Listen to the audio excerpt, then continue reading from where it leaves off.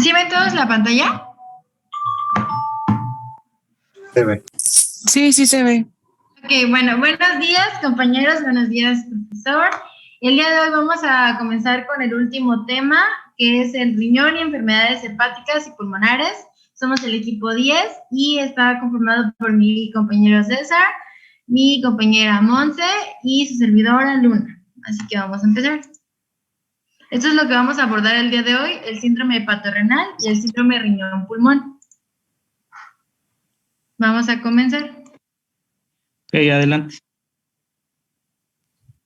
Bueno, ¿sí me escuchan? Sí. Sí, adelante. Muy bien, gracias. Bueno, vamos a comenzar hablando sobre el síndrome hepatorrenal. Siguiente, por favor. Entonces, tenemos que, pues, antes de explicar propiamente lo que es el síndrome hepatorrenal, pues creo que está bien que recordemos algunos tópicos, pues, básicos de otros temas que, sobre todo algunos los hemos visto en exposiciones pasadas. Entonces, creo que está bien que recordemos que bueno, están pacientes que suelen tener ciertas patologías hepáticas, sobre todo en estados crónicos o, pues sí, estadios más avanzados, como lo que viene siendo la cirrosis grave. Pues resulta que este tipo de pacientes van a tener múltiples complicaciones, ¿no? Como podrán imaginarse, solo que algunas de estas complicaciones que son como que las que nos vendrían a importar más para entender pues la patología del síndrome hepatorrenal, pues es la disfunción renal, ¿no? Entonces, es importante que definamos que la disfunción renal en algunos pacientes con enfermedad hepática se establece como una concentración de creatinina sérica, la cual puede ser pues mayor o incluso igual a 1.5 miligramos sobre decilitro.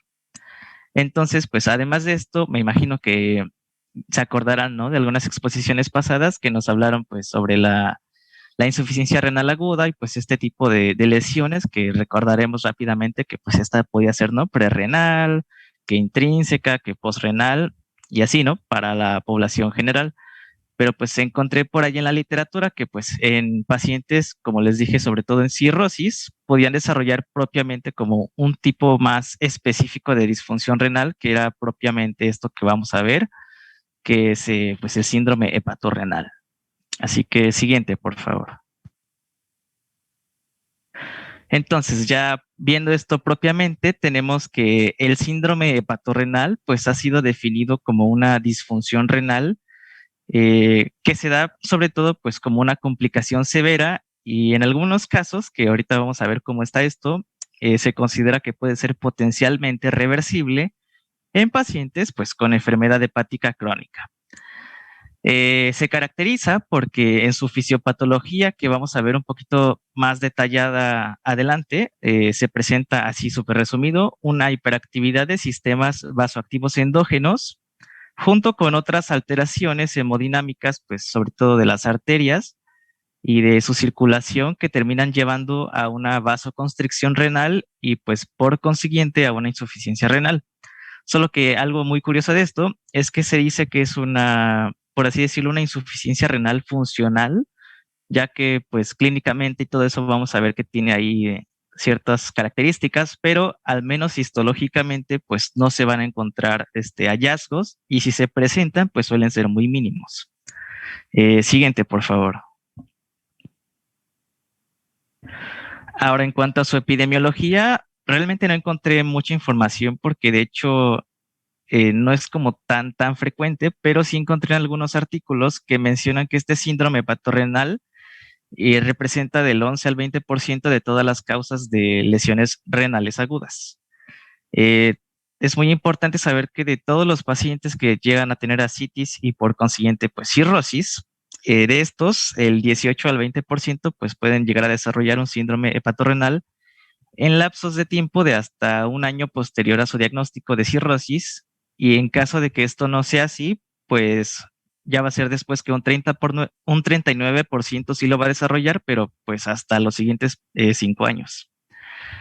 También encontré que los pacientes que tienen cirrosis y logran desarrollar una falla renal, pues el 20% de estos va a ser por un síndrome hepatorrenal tipo 1 y solo un 6.6% lo va a hacer por un síndrome hepatorrenal tipo 2, que ahorita más adelante pues vamos a ver ya más definido cómo es que está esto de la clasificación de este síndrome. Siguiente, por favor. Muy bien, también es importante mencionar que existen múltiples factores de riesgo que pueden predisponer a esta enfermedad, como lo es en el caso del cuando pues, la presión arterial disminuye, cuando una persona se levanta o cambia de posición súbitamente, que esto pues lo conocemos como la hipotensión arterial ortostática. También se ha visto que el uso de pacientes con, más bien el uso de diuréticos en este tipo de pacientes lo predispone más. También cuando pueden tener algunos tipos de sangrados, sobre todo los sangrados gastrointestinales. También en casos de infecciones, que de esto ahorita les voy a hablar un poquito más. También cuando este tipo de pacientes suelen tener paracentesis recientes, que por si no saben, las paracentesis son estos procedimientos médicos en los que se hacen punciones quirúrgicas, sobre todo de cavidades orgánicas para, pues, digamos que evacuar o sacar algunas acumulaciones serosas. Y por otro lado tenemos otros factores que están un poquito más como por su parte, o sea, que son más indirectamente hacia la fisiopatología, que son la hepatomegalia, la activación de la renina plasmática y pues propiamente la natremia. Entonces, imagínense, si el síndrome hepatorenal es causado, o como ahorita vamos a ver, inicialmente por alteraciones hemodinámicas, pues ahora súmenle que estos factores que les acabo de describir, pues también tienen que ver como con alteraciones hemodinámicas en las circulaciones del cuerpo. Entonces, pues imagínense que esto se suma y pues obviamente van a favorecer pues que se desarrolle esta patología. Siguiente, por favor. A ver, un momento. Regrésate a la diapositiva, por favor. La hipotensión ortostática, el uso de diuréticos, los sangrados, en esencia lo que producen es una depresión del volumen intravascular. Eso estimula el eje renina-angiotensina, aldosterona, y sobre todo en pacientes, por ejemplo, que tienen cirrosis hepática, que es lo que producen hipoalbuminemia. La hipoalbuminemia provoca que se salga el líquido al intersticio. Eso aunado a la vasodilatación periférica que produce la cirrosis, produce depresión de volumen e hipoperfusión renal. Eso es lo que nos lleva a la falla renal. Ahora, las infecciones, bueno, pues a veces producen una vasodilatación periférica también. Las paracentesis, la única indicación que se tiene es cuando hay falla cardíaca aguda. Si el paciente tiene falla, es decir, insuficiencia cardíaca y tiene taquicardia, es cuando se saca un poquito de volumen. ¿Por qué? Porque a los 24 a 48 horas se vuelve a llenar la cavidad peritoneal. Entonces, con cada paracentesis, el pronóstico se vuelve más sombrío. Adelante. Gracias, doctor. Ahora sí, siguiente, por favor. Bueno, tenemos propiamente algunas etiologías que causan esta enfermedad. Como se podrán imaginar, pues muchas de las patologías crónicas del hígado pues están directamente relacionadas con un proceso infeccioso viral. En este caso, pues casi todos los casos de síndrome hepatorenal están relacionados por un inicio que se dio con una hepatitis viral. Sobre todo esto se da en países que están en desarrollo y más comúnmente esto se ha visto que está causado por la hepatitis tipo B y ya con mucha menos frecuencia pues con hepatitis C. También encontré por ahí que está muy relacionado un proceso infeccioso que es la peritonitis bacteriana espontánea, que ahorita más adelante vamos a ver cómo se podría relacionar esto. También están lo que vienen siendo drogas y medicamentos, que estas son causas más, sobre todo en, pues digamos, el mundo desarrollado, no tanto en países en desarrollo. Y más comúnmente leí que el acetaminofén y incluso en estadios de alcoholismo crónico, cualquier fármaco en sí que pudiera inducir el citocromo P450 podría pues causar este síndrome. Eso podríamos decir que son como las causas más comunes, y en cuanto a causas menos comunes, se ha visto por ahí que podría estar relacionado también con otros virus, como lo es el citomegalovirus, el herpes humano 6 y el parvovirus B19. Incluso, como ahorita comentó el doctor y como también vamos a ver más adelante, otro tipo de fenómenos vasculares, como lo que viene siendo la trombosis de la vena hepática o porta, e incluso otro tipo de causas metabólicas, como la enfermedad del hígado graso no alcohólico, podrían intervenir en el origen de esta patología. Siguiente, por favor. Bueno, propiamente sobre la clasificación, tenemos que una disculpa por la pronunciación, pero la International Ascites Club definió principalmente que hay dos tipos de síndrome hepatorrenal, el tipo 1 y el tipo 2. El tipo 1 tenemos que este se va a manifestar más que nada como un deterioro rápido y progresivo del funcionamiento renal.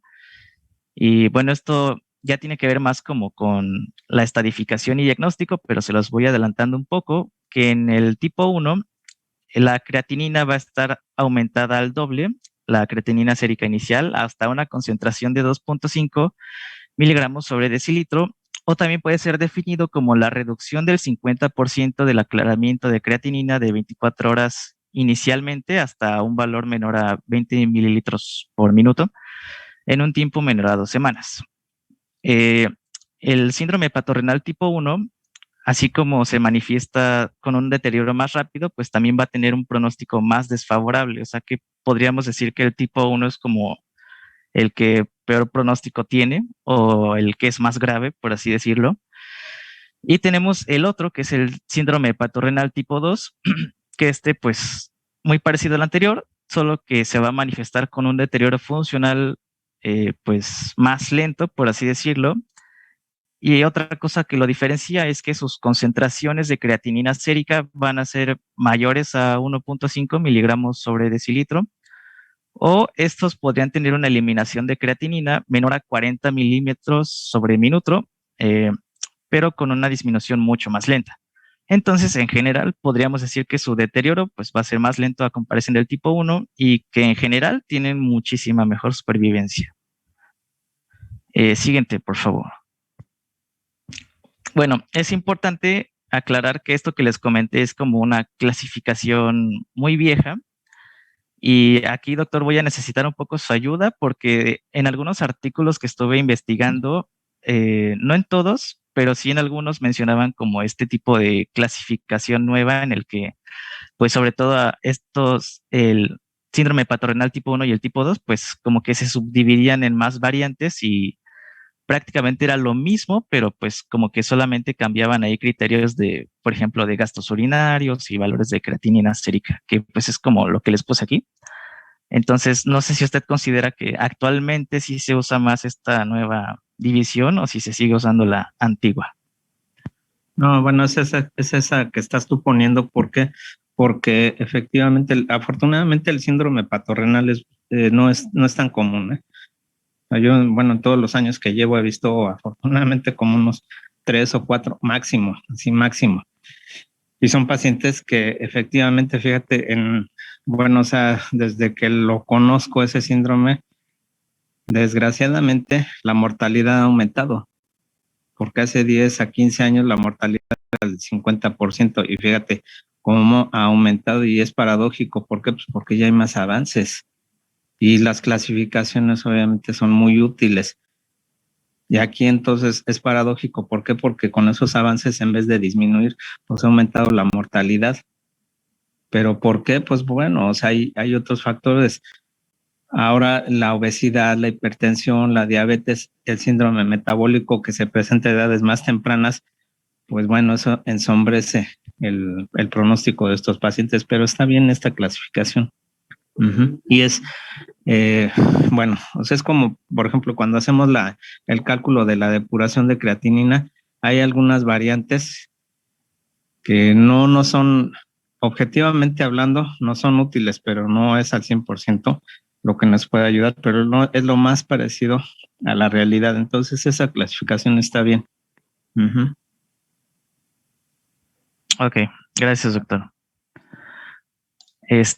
Entonces, pues se los comento rápidamente, ¿no? Que ahora lo que ahorita les comenté que vendría siendo el síndrome hepatorrenal tipo 1, pues ahora, bueno, lo encontré más que nada en inglés, entonces no sé si las traducciones que les estoy diciendo son exactamente así dichas, pero traducido, se puede decir el síndrome hepatorrenal tipo 1, ahora se le dice como síndrome hepatorrenal con lesión renal aguda, o lo pueden encontrar así en inglés como HRS, que eso es como Syndrome in Acute Kidney Injury, y con el AKI. Y bueno, el síndrome hepatorrenal tipo 2, pues ahora se subdivide en dos, que es el AKD y el ERC, que básicamente el AKD vendría siendo más como agudo y el ERC sería crónico. Pero en sí lo que cambian son como estos valores de creatinina y gastos urinarios. Pero lo vamos a ver un poquito más adelante en diagnóstico. Siguiente, por favor. Bueno, ahora pasando propiamente a la fisiopatología, esto viene siendo lo que nos comentó el doctor hace rato. Tenemos que la principal variable responsable de estos cambios hemodinámicos que van a tener los pacientes van a ser en el contexto de la cirrosis por la hipertensión portal. Esto va a conducir a que haya una vasodilatación arterial esplácnica porque se van a liberar algunas sustancias vasodilatadoras, como puede ser, por ejemplo, el óxido nítrico, como en consecuencia de distensión endotelial. También puede ser por monóxido de carbono, porque se liberan algunas citocinas y otros vasodilatadores. Y posiblemente, como les comenté hace rato, se puede dar por translocación bacteriana, como les comenté, por la peritonitis bacteriana espontánea, en la cual pues de por sí esa patología tiene como citocinas vasodilatadoras, entonces puede propiciar aún más esta vasodilatación que se va a producir en el cuerpo. Entonces, ya que tenemos esta vasodilatación arterial, esto va a hacer que en general como que disminuya el volumen arterial efectivo y por lo tanto la función cardíaca y la perfusión hacia algunos órganos. Entonces, el cuerpo esto lo va a interpretar como que le falta pues volumen de sangre y por lo tanto pues va a decir, oye, pues tenemos que hacer algo, ¿no? Entonces va a activar algunos sistemas compensadores, por así decirlo, que van a hacer todos estos sistemas vasoconstrictores para que no se pierda volumen, este volumen se concentre y pues pueda llegar propiamente a los órganos que no están siendo irrigados, ¿no?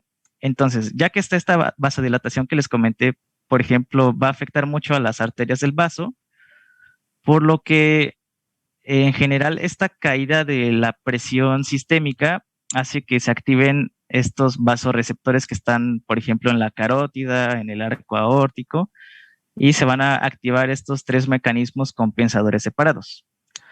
Entonces, estos sistemas vasoconstrictores que se activan son el sistema renina-angiotensina-aldosterona, que lo que va a hacer es que va a promover la retención de sodio a nivel de la nefrona por la activación pues, de canales de sodio-potasio o sodio con intercambio de protones-hidrógeno, sobre todo en el túbulo contorneado distal, además de que se va a estimular con la formación de la hormona antidiurética, que en el túbulo colector pues se coloquen aquaporinas y de esta manera pues se pueda reabsorber agua y se pueda concentrar la orina.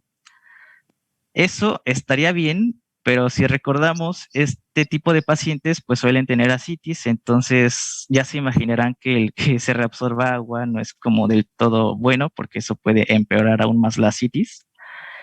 Entonces, bueno, también se va a activar lo que viene siendo el sistema nervioso simpático para evitar pues la pérdida de líquido también.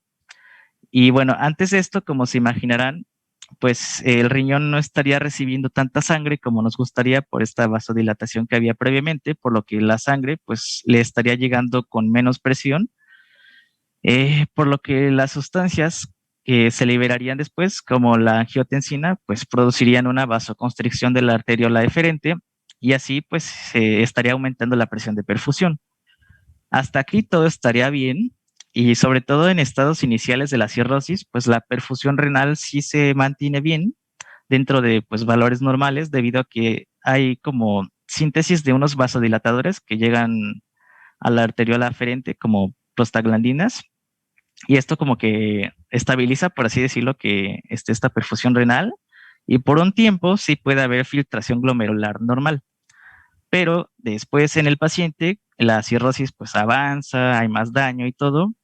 Entonces, de por sí la progresión de la cirrosis provoca que haya caída pues del gasto cardíaco, ¿no? Entonces, también hay caída de las resistencias vasculares sistémicas, como en un ciclo, por así decirlo, que induce que haya aún más vasoconstricción renal, y de por sí se empiezan a perder estos vasodilatadores en la arteriola aferente, por lo que pues de todas maneras está como esta vasoconstricción renal extrema, por así decirlo, y eventualmente pues no va a terminar llegándole la suficiente sangre al riñón, por lo que va a tener una hipoperfusión que pues hace que no se filtre el contenido de la arteriola, que no se forme la orina, y pues eventualmente todo esto conlleva a un fracaso renal agudo. Y como se imaginarán, pues si esto no sucede, pues disminuye la tasa de filtración glomerular, y pues esto va a terminar que se eleve la creatinina, que es lo que pues terminamos viendo en estos pacientes, ¿no? Que tienen sus valores de creatinina elevados. Entonces, también quiero añadirles que la activación de estos sistemas vasoconstrictores también, o sea, no solo van a afectar al riñón, sino que pueden afectar a otros territorios vasculares, como pueden ser las extremidades superiores e inferiores, así como pues en el cerebro, ¿no? Entonces, imagínense lo dañino que esto puede ser. Y también en algunos artículos encontré que en los últimos años, pues se ha como sugerido que además de todo esto que les acabo de explicar, pues la presencia de disfunción cardíaca puede participar mucho pues en estas alteraciones circulatorias que se asocian pues a este síndrome. Además de que pues se ha comentado que el empeoramiento de la alteración circulatoria pues no solo se relaciona con la progresión de la vasodilatación arterial que hay al inicio, sino que también con una incapacidad que tiene el corazón en estos pacientes para aumentar el gasto cardíaco pues en respuesta a esta disminución de la precarga. Y ahora sí, siguiente, por favor. Lo dijiste muy bien, doctor. La precarga está bastante reducida por lo que comentábamos, la depresión del volumen. Adelante. Gracias, doctor. Ahora, también sumado a todo esto que les dije, leí en algunos artículos que en la fisiopatología todavía se pueden agregar otros factores de inflamación que se ha visto que están relacionados. Por ejemplo, leí en un artículo que se proponía que la inflamación sistémica está asociada con la lesión renal aguda, y pues, como se imaginarán aquí en el síndrome hepatorrenal. Y como les comenté hace rato, pues esto está muy relacionado con que pueda haber una traslocación bacteriana en algunas infecciones, ¿no? Como la peritonitis que les comenté. Y leí por ahí que el principal mecanismo que conduce esta inflamación sistémica en la cirrosis avanzada, en algunos casos en ausencia de una infección propiamente pues, bacteriana activa, es la translocación bacteriana que se puede dar desde la luz de la mucosa intestinal. Entonces, si no es por una peritonitis, luego se da por la propia mucosa intestinal. Entonces, la cirrosis se asocia con un sobrecrecimiento bacteriano en este tipo de pacientes, que haya una disbiosis intestinal o que haya, pues, de por sí como permeabilidad intestinal, pues que haga que estas bacterias se puedan traslocar más fácilmente a comparación de pacientes sanos. Entonces, estos factores dan lugar a una translocación bacteriana patológica, pues como les dije, desde la luz intestinal a través de los linfáticos mesentéricos, y ya desde ahí pues se van a la circulación sistémica. El punto es que todo esto provoca una endotoxemia sistémica. Ahora, ya que tenemos esta translocación bacteriana, pues se empieza a activar a los monocitos por los PAMPs. Entonces, estos productos bacterianos, o si lo queremos decir por su nombre, ¿no? Patrones moleculares asociados a patógenos, van a interactuar con sus correspondientes receptores de reconocimientos de patrones, y pues su efecto posterior de esta interacción, pues es que aquí es donde se producen las citocinas proinflamatorias, que pueden ser, por ejemplo, la interleucina 6, el factor de necrosis tumoral alfa, interleucina 7, interleucina 5, interleucina 12 y pues otros quimioatrayentes. Entonces, la liberación de estas citocinas proinflamatorias y la subsiguiente respuesta inflamatoria, pues van a aumentar aún más la producción de óxido nítrico, que aquí exacerbaría todo el procedimiento que les dije al inicio, que era esa vasodilatación en general y la esplácnica existente, y pues ya todo esto condiciona lo que les expliqué hace rato, que terminan llevando pues a la vasoconstricción renal al final de todo eso, y terminan pues dando pues la disfunción suprarrenal. También pueden llevar a otras patologías, como les comenté, que afectaban a otros órganos, como la puede ser la encefalopatía hepática, el síndrome hepatopulmonar y pues pues el propio síndrome hepatorrenal. Siguiente, por favor. Bueno, ahora vamos a ver el cuadro clínico. Los pacientes que tienen síndrome hepatorrenal pues van a presentar signos y síntomas de insuficiencia hepática grave. Estos pacientes pues inicialmente van a tener fatiga y letargo, el cual va a ser de causa multifactorial. Esto pues puede deberse a que hay pérdida del apetito debido a que hay un aumento de las náuseas. Y bueno, con el tiempo los pacientes van a presentar ictericia. Esta primero se va a observar en la esclera y luego se va a diseminar de la cabeza a los pies. También, pues la función del hígado se va a ver afectada. Los pacientes aquí pues se vuelven coagulopáticos, por lo tanto van a tener más probabilidades de sangrar. Y a medida que pues todo esto va pasando, todo esto va ocurriendo, pues hay se produce acumulación muy lenta y gradual de líquido acítico en el peritoneo. Esto pues es debido a que hay pérdida intravascular de la albúmina. También pues en el cuadro clínico tenemos a la confusión. Esto pues se debe a la encefalopatía hepática, que pues corresponde a la última y a la más grave etapa de la enfermedad hepática, que pues es el resultado de que el hígado no está descomponiendo los metabolitos tóxicos. ¿Le puedes dar a la siguiente? Gracias. En cuanto a la clínica del síndrome hepatorrenal tipo 1, pues aquí vamos a tener insuficiencia renal rápidamente progresiva. En el caso de esta, pues si no se administra tratamiento, la insuficiencia va progresando hasta alcanzar valores de creatinina superiores a 5 miligramos sobre decilitro. También, pues aproximadamente 2/3 de los casos presentan hiponatremia hipervolémica, y también va a haber signos de disfunción circulatoria intensa. Estos signos se van a ver reflejados en hipotensión arterial, en donde vamos a tener a la presión arterial media, que va a estar en torno al 70 milímetros de mercurio. También vamos a tener resistencias vasculares sistémicas muy bajas. Por último, en el caso clínico, más bien en la clínica del tipo 1, vamos a tener signos de enfermedad hepática avanzada, en donde va a haber ictericia, coagulopatía, encefalopatía hepática, desnutrición, ascitis y edemas importantes. ¿Me puedes dar a la siguiente? En cuanto a la clínica del tipo 2, vamos a tener que los pacientes presentan insuficiencia renal funcional moderada. Esta pues generalmente se va a encontrar estable. Aquí los niveles de creatinina van a oscilar entre 1.5 a 2 miligramos sobre decilitro. A diferencia de los pacientes que presentan el tipo 1, los pacientes del tipo 2 habitualmente presentan menos manifestaciones clínicas. Aquí el principal problema es la ascitis, que pues esta suele ser refractaria debido a múltiples factores, como lo son la retención de sodio intensa, también al descenso del filtrado glomerular y a que hay niveles elevados de aldosterona y noradrenalina. También, pues los pacientes que tienen el tipo 2 tienen riesgo a desarrollar el tipo 1. Esto pues se puede producir de manera espontánea o como consecuencia de algún factor precipitante que pues habitualmente suelen ser infecciones bacterianas.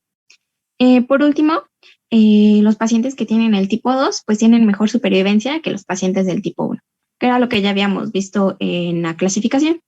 ¿Le puedes dar a la siguiente? Y bueno, para el diagnóstico, esta tablita ya la había puesto mi compañero anteriormente. Esta pues va de acuerdo con la velocidad de instalación y la severidad de la falla, pero pues tenemos unos criterios diagnósticos. ¿Le puedes dar a la siguiente, por favor? Bueno, aquí están los criterios diagnósticos. El primero sería que tenga cirrosis con ascitis, que la creatinina sérica sea mayor a 1.5 miligramos sobre decilitro o mayor a 132 micromoles sobre litro. También pues que tengan ausencia de otra causa para explicar por completo la lesión renal aguda. Aquí pues también entrarían en esto de otra causa que tenga algún tratamiento actual o reciente con fármacos nefrotóxicos, y también tiene que cumplir que tenga ausencia de choque. El último criterio es que tenga ausencia de mejoría sostenida, de una mejora sostenida de la función renal después de haber suspendido al menos 2 días el tratamiento con diuréticos y de expansión del volumen con albúmina. ¿Le puedes dar a la siguiente? Bueno, este es un algoritmo que va de acuerdo con los criterios anteriores. En cuanto a la función renal, pues esta debe de realizarse de manera rutinaria en todos los pacientes que tienen cirrosis avanzada, principalmente en aquellos que tienen ascitis. Y pues esto va a ser mediante la solicitud de la creatinina plasmática. Entonces, pues primero vamos a tener la insuficiencia renal.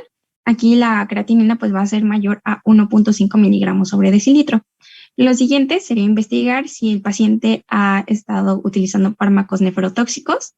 En este caso tenemos a los AINES, a los aminoglucósidos, a los IECAS y a los ARA2. En caso de que sí, pues hablaríamos de una insuficiencia renal por nefrotoxicidad. Pero pues si no, seguiríamos con el algoritmo y pasamos a la parte de hipovolemia, que pues puede haber pérdidas digestivas, hemorragia digestiva o depresión por diuréticos. Si el paciente cumple con alguna de esas, pues hablamos de una insuficiencia renal por hipovolemia, pero si no, pues seguimos también con el algoritmo hasta sospecha de nefropatía. Ahí pues sería encontrar sedimento patológico o alteraciones ecográficas. En caso de que sí, pues se habla de una insuficiencia renal orgánica, pero pues si el paciente no lo presenta, pasamos a la expansión plasmática con albúmina, que pues aquí ya tenemos 2 caminos, que sería pues que haya una resolución o que el paciente se agrave. En caso de que el paciente se agrave, pues ya hablamos de que, bueno, podemos empezar a sospechar de alguna infección y aquí empezaríamos a revisar signos clínicos de infección y también realizaríamos cultivos, encontraríamos cultivos positivos. Después de esto, pues ya tendríamos al síndrome, o el diagnóstico más bien del síndrome hepatorrenal clásico, o el síndrome hepatorrenal que se encuentre asociado a alguna infección. ¿Le puedes dar a la siguiente? Y bueno, los criterios diagnósticos del síndrome hepatorrenal fueron propuestos por el Club Internacional de Ascitis en 1996, que fue lo que también nos mencionó César anteriormente. Posteriormente, pues estos criterios fueron modificados en 2007. Esta pues última modificación permitió el diagnóstico del síndrome en pacientes con infecciones bacterianas en curso y que tenían ausencia de shock séptico. En general, pues estos criterios se basaron en la presencia de cirrosis descompensada, creatinina sérica mayor a 1.5 miligramos sobre decilitro y también que haya exclusión de otras causas para la insuficiencia renal. Sin embargo, pues estos criterios tenían 2 problemas principales. El primero era que no tomaban en cuenta la creatinina sérica con respecto a los valores previos en el mismo paciente, que pues sería fundamental para distinguir entre una insuficiencia renal crónica de una aguda. En cuanto al segundo problema, pues era de que la creatinina sérica se tomaba con un valor mayor a 1.5 miligramos sobre decilitro, pues para identificar a los pacientes que ya tenían una tasa de filtrado glomerular notablemente reducida, identificando pues con esto ya demasiado tarde a los que ya habían desarrollado una enfermedad renal. Entonces lo que se hizo fue que pues para solucionar estos problemas, la comunidad patológica pues decidió adecuar los criterios que propuso la KDIGO, que corresponde a la Kidney Disease Improving Global Outcomes, que pues se van a basar en pequeños cambios de los niveles de creatinina sérica con respecto a los valores basales en un periodo corto de tiempo. Y esto pues es para definir y estadificar la lesión renal en pacientes que tienen cirrosis, que pues sería, bueno, corresponde todo esto que dije a lo que estamos viendo en pantalla, que pues la primera imagen habla, bueno, la primera imagen sí incluye el valor de la creatinina sérica, pero la segunda ya no, ya nos habla de un diagnóstico de la lesión renal según los criterios que tiene la KDIGO. Entonces, bueno, en este caso ya tendríamos a la ICA, bueno, más bien a la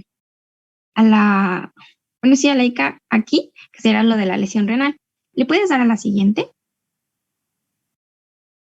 Y bueno, esta imagen, bueno, más bien esta diapositiva es sobre la nueva definición de la lesión renal en pacientes que tienen cirrosis. En este caso, pues vamos a tener 4 etapas. El primero, pues, bueno, el primer estadio es el 1A, donde hay un aumento de creatinina sérica mayor o igual a 0.3 miligramos sobre decilitro a un valor inferior a 1.5 miligramos sobre decilitro desde el inicio en el momento del diagnóstico de la lesión renal aguda. El estadio 1B pues habla del aumento de la creatinina sérica mayor o igual a 0.3 miligramos sobre decilitro a un valor mayor o igual a 1.5 miligramos sobre decilitro desde el inicio en el momento del diagnóstico de la lesión renal aguda. La etapa 2 pues ya habla de un aumento de la creatinina sérica de más del doble al triple del del valor inicial. Y la etapa 3 pues ya habla de un aumento de la creatinina sérica superior al triple del valor inicial o creatinina sérica mayor o igual a 4 miligramos sobre decilitro, con un aumento agudo mayor o igual a 0.3 miligramos sobre decilitro o inicio de la terapia de reemplazo renal. Bueno, con respecto a lo anterior y pues con la nueva definición de la lesión renal aguda en cirrosis, pues también se modificaron las definiciones del síndrome hepatorrenal. El único cambio que se realizó pues era la definición clásica del síndrome, en donde se eliminó el valor de corte de la creatinina sérica que era de 1.5. Esto pues se hizo, bueno, lo que se espera con esto es de que haya un mejor diagnóstico y tratamiento para los pacientes. ¿Le puedes dar a la siguiente? En cuanto al diagnóstico diferencial, pues los pacientes que tienen cirrosis, además de presentar síndrome hepatorrenal, pues también pueden presentar otros tipos de insuficiencia renal aguda. Esta puede ser inducida por hipovolemia, o por nefrotoxicidad, o por necrosis tubular aguda, o por glomerulonefritis. Bueno, en cuanto a estas, pues van a tener un tratamiento diferente, pero pues a pesar del mal pronóstico que como tal ya tienen los pacientes que tienen cirrosis e insuficiencia renal, pues las diferentes etiologías de la insuficiencia tienen diferentes pronósticos, siendo el síndrome hepatorrenal y la necrosis tubular aguda, que es la que está en NTA, las que tienen peor supervivencia.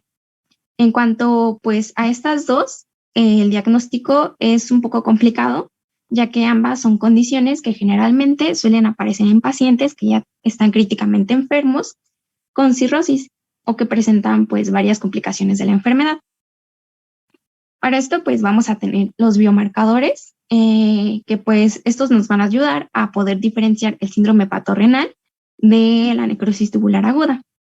En los candidatos de los biomarcadores pues teníamos a las proteínas tubulares liberadas durante el año, a las proteínas plasmáticas con reabsorción tubular disminuida y también a las proteínas tubulares reguladas al alza por lesión. En este caso, pues vamos a tener a la lipocalina asociada a gelatinasa de neutrófilos, que corresponde a la NGAL. Esta, pues, va a ser el biomarcador que más ampliamente fue estudiado en los pacientes que tienen cirrosis y que pues, como tal, ha demostrado mayor precisión para poder diferenciar la necrosis tubular aguda de los pacientes que tienen el síndrome hepatorrenal. ¿Le puedes dar a la siguiente? Bueno, en cuanto al tratamiento, pues vamos a tener que se debe de iniciar lo antes posible, porque pues los pacientes se deterioran rápidamente. También vamos a tener aquí pues medidas de apoyo. En esto pues deben de controlarse cuidadosamente el estado clínico del paciente que tiene el síndrome. Aquí pues va a revisar el equilibrio de los líquidos, la presión arterial y los signos vitales. También vamos a tener que pues los pacientes que tienen sospecha de infección bacteriana van a someterse a un cultivo de sangre, orina y ascitis para poder diagnosticar la infección. Y pues de ser así se trata con antibióticos de amplio espectro. También se deben de evitar el uso de diuréticos y debe de realizarse paracentesis terapéutica de bajo volumen con albúmina para poder controlar la ascitis, de ser necesario.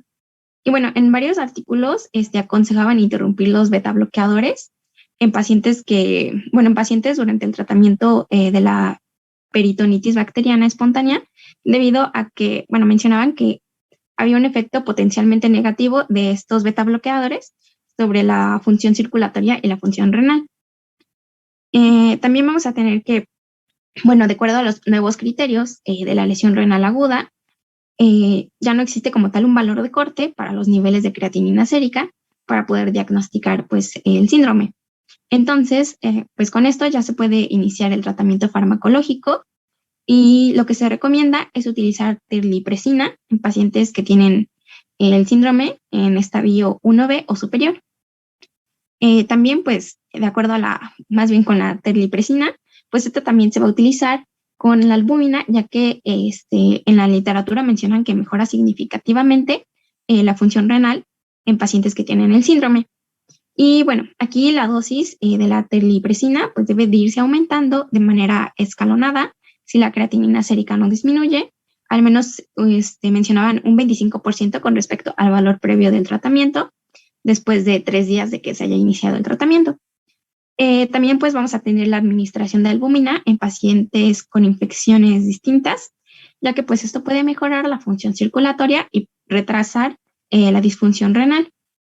Y bueno, debido a que el síndrome tiene alta probabilidad de tener infecciones bacterianas, pues los antibióticos se administran solo si el paciente tiene una infección demostrada, que fue lo que les mencioné anteriormente, de que se realizaban los cultivos de sangre, orina y ascitis para diagnosticarlo, ya que no se recomienda dar profilácticos porque, bueno, no se recomienda, en la literatura mencionan que no se recomienda dar profilácticos, que tienes que tener el diagnóstico de que tiene infección bacteriana para poder ya darle tratamiento para eso. ¿Le puedes dar a la siguiente? Doctora, aquí hay tres puntos. ¿Por qué no se recomienda el uso de diuréticos? Bueno, en la literatura lo único que había encontrado era de que, no recuerdo qué era lo que mencionaban. Produce depresión del volumen intravascular. Cierto. Sí. ¿La albúmina? En la albúmina sí la mencionaban para el tratamiento. ¿Por qué? Porque mencionaban que mejoraba la función circulatoria y como tal retrasaba que hubiera disfunción renal. Sí, sí leíste cómo ayuda. No tanto, no entendí muy bien esa parte. Ayuda de dos maneras. Uno, jala el volumen tisular del líquido y lo lleva dentro de los vasos. Y dos, mejora la inmunidad celular. ¿Qué es lo que sucede, por ejemplo, con los pacientes que están en terapia intensiva? Cuando se habla de un consumo, y bueno, los pacientes que igual están en estado crítico con fiebre, ¿qué es lo que se hace? O sea, aumentar el aporte proteico. ¿Por qué? Porque son pacientes que tienen depleción de proteínas, no solo para aumentar la presión oncótica, sino para mejorar la función inmunológica. Lo que acabas de decir con respecto a los antibióticos, ¿qué importancia tiene? ¿Por qué, mejorar la albúmina? ¿Y por qué no se usan los antibióticos? La albúmina, otra vez volvemos a lo mismo, mejora la función inmunitaria y dos, no al uso indiscriminado de antibióticos. ¿Por qué? Porque produce translocación bacteriana. Entonces produce peritonitis espontánea. Adelante. Gracias. ¿Le puedes dar a la siguiente, Luna? Bueno, y por último, en sí, pues lo que mencionan en la literatura es de que el trasplante de hígado es el tratamiento definitivo para este síndrome, ya que pues, ya que se elimina ya que elimina como tal la disfunción hepática y elimina la hipertensión portal. Pero pues para esto vamos a tener medidas transitorias que pues van a servir como un puente hasta el trasplante hepático o a la recuperación. Aquí pues mencionan la combinación de fármacos que van a inducir vasoconstricción esplácnica y vasodilatación renal. En este caso pues mencionaban la octreotida y la midodrina. También pues vamos a tener que se debe de administrar pues albúmina intravenosa, que era lo que ya había comentado el doctor anteriormente también. Para prevenir la disfunción renal y sumándole lo que mencionó el doctor. También mencionaban análogos de la vasopresina, que pues es la terlipresina, que igual anteriormente ya la había comentado. Y también mencionan aquí a la derivación portosistémica intrahepática transyugular, ya que pues en esta lo que se hace es de que se inserta una endoprótesis metálica, la cual es autoexpandible entre la vena hepática y la porción intrahepática de la vena porta por una vía de abordaje transyugular. Esto pues es para que haya una disminución de la presión portal. Y bueno, también hablaban de la hemodiálisis, pero en estos casos, pues mencionaban que nada más se daba en pacientes que esperaban un trasplante hepático o en pacientes en donde sí había una posibilidad de que se recuperaran. Y en cuanto al pronóstico, pues para el tipo 1, el pronóstico es malo. La supervivencia que mencionan es un promedio de poco menos de 2 semanas, mientras que para el tipo 2, pues en este ya depende de la gravedad de la enfermedad, aunque en general pues la supervivencia es más crónica y la media suele ser de 6 a 12 semanas sin tratamiento. La siguiente. Ok, vamos a continuar con el síndrome de riñón-pulmón. Antes, ¿quiere agregar algo, doctor? No, está bien, adelante. Ok, bien. Bueno, ok, vamos a comenzar con unas definiciones importantes.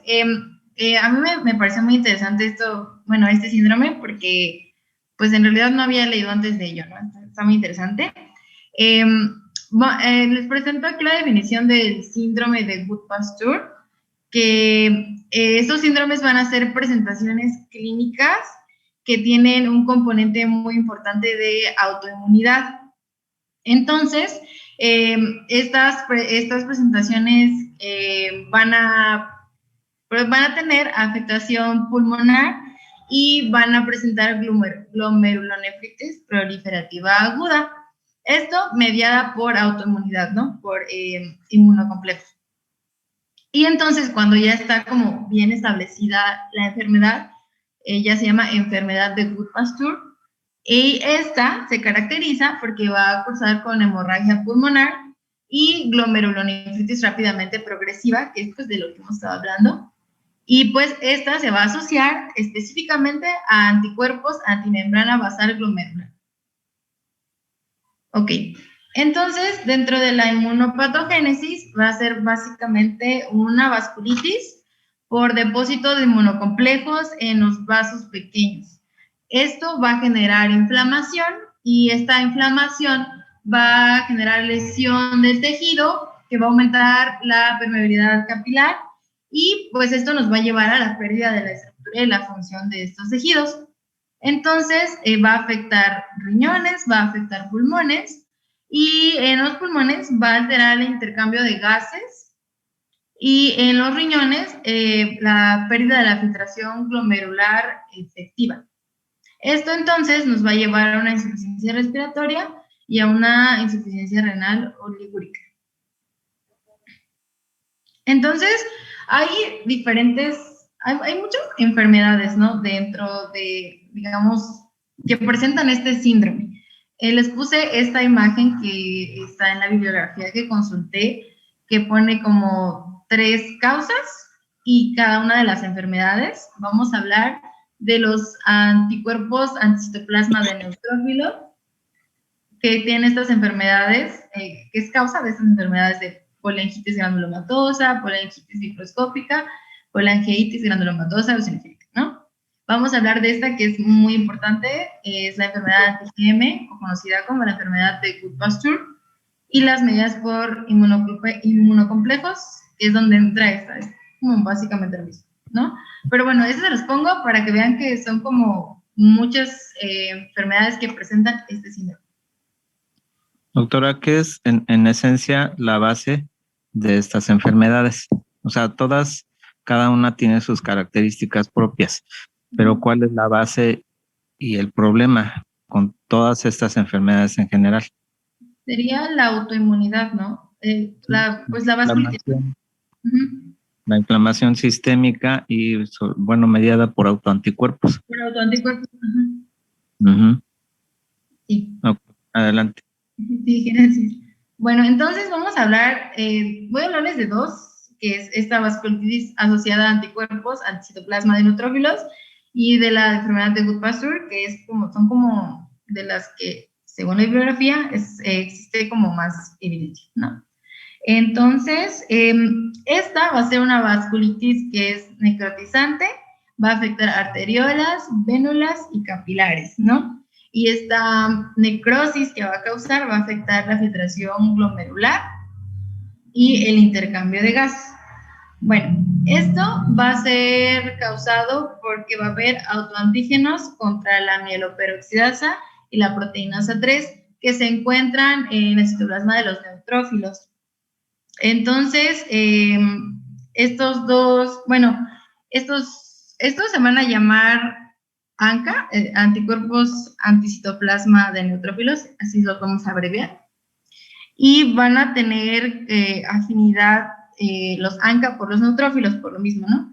Entonces los neutrófilos se van a degranular, va a haber liberación de especies reactivas de oxígeno y estos van a tener mayor adhesión al endotelio. Entonces, estos neutrófilos se van a localizar en pequeños vasos de los glomérulos y del endotelio pulmonar, y también la bibliografía mencionaba que están en la microcirculación perineural. Y pues esto nos va a causar una glomerulonefritis rápidamente progresiva por el depósito de inmunocomplejos, que va a ser necrotizante, va a ser focal y segmentario.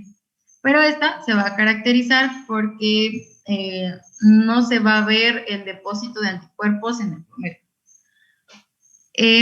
Y por eso decía que se va a llamar glomerulonefritis pauciinmune necrotizante. Y bueno, en el pulmón va a causar infiltrados intersticiales y hemorragia. Aquí les puse esta imagen, encontré un artículo que dice que se caracteriza, en inmunofluorescencia, pero se caracteriza porque no se ve el depósito de IgG. Entonces, por eso se llama glomerulonefritis pauciinmune necrotizante. Y en este corte se supone que es el glomérulo que tiene un severo infiltrado inflamatorio, y esto va a provocar un traslado de fibrina que va a formar semilunas, las células en forma de semilunas, y bueno, esto es característico de esta enfermedad. Bueno, la siguiente es la enfermedad antimembrana basal glomerular, o la que ya les había dicho, enfermedad de Goodpasture, según el hipónimo. Y bueno, esta se debe a que hay una producción de autoanticuerpos que se van a dirigir contra el dominio no colágeno de la cadena alfa 3 del colágeno tipo 4 que se encuentra en la membrana basal glomerular y en el pulmón, las membranas basales alveolares. Entonces, pues este antígeno, que es la cadena alfa 3 del colágeno tipo 4, se va a expresar, como ya les dije, en las membranas y basales alveolar glomerular, también en testículo, decía el libro, y en el plexo correideo. Y pues nos va a dar la vasculitis de vasos pequeños. Esto se va a ver presentado con hematuria microscópica y lesión renal aguda con oliguria. Y en cuanto a las manifestaciones pulmonares, pues va a ser variable. Puede haber disnea, tos y hasta hemoptisis. El libro mencionaba que la afectación pulmonar no siempre está, o sea, sí puede estar, pero puede que no esté. Es más importante la lesión renal y más, bueno, es la que lo representa, ¿no? Y aquí les puse esta imagen de inmunofluorescencia que se demuestra, ahora sí, el depósito lineal de IgG a lo largo de la membrana basal glomerular. Entonces, en el libro me marcaba como mampita para realizar el diagnóstico de un síndrome renopulmonar, ¿no? Entonces vamos a tener pacientes que tienen afectación de la función renal, y me faltó ponerles más insuficiencia respiratoria, ¿no? Entonces, en estos pacientes vamos a observar el sedimento urinario, y decía que va a ser como, entre paréntesis, normal, pues sí, en pacientes con lesión renal aguda asociada a cuidados intensivos o que tienen enfermedad renal crónica. Digamos que eso lo explicaría, ¿no? Y sería como patológico para este caso del síndrome renal pulmonar. Y si hay glomerulonefritis, va a haber hematuria, va a haber glóbulos rojos dismórficos y los cilindros hemáticos, ¿no? Y en el caso de la insuficiencia respiratoria, sería cuestión, dicen, de excluir que sea por la existencia de una neumonía, por sepsis o, bueno, por alguna otra razón, ¿no? Que excluir otras razones de la insuficiencia respiratoria.